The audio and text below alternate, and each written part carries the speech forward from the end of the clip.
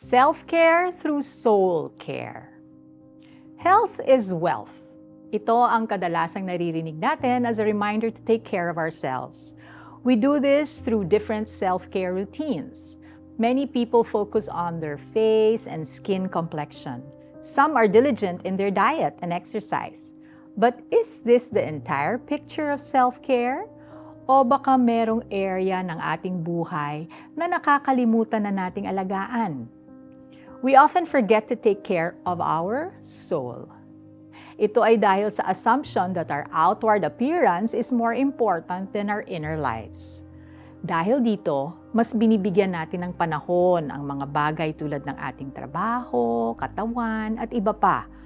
But the truth is, even if health and wealth are important, our soul is the only thing that we will take into eternity. Ito ang dahilan why Jesus reminded His disciples to take care of their most important possession, their soul.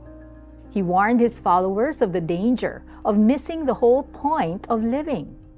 Kahit ma-reach natin ang lahat ng ating goals, not one of those things can pay for the price of losing our soul. This is why we must take the time to care for it.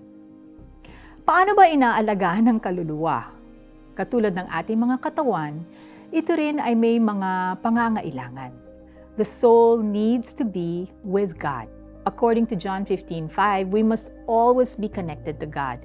Kasi apart from Him, we can do nothing. This connection is through surrender. We need to make Jesus the Lord of our lives. Kapag nagawa na natin ito, then we can nurture our souls through different practices tulad ng Bible reading, praying, and being in a community that helps us to love God and other people.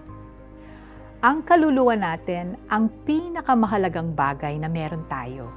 Never neglect it. Protect your soul at all costs. Manalangin tayo.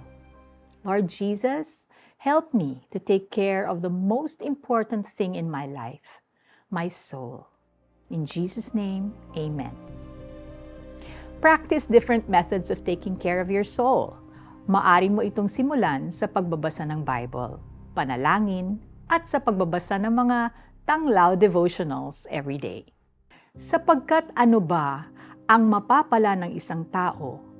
Makamtan man niya ang buong daigdig, ngunit mapapahamak naman ang kanyang sarili.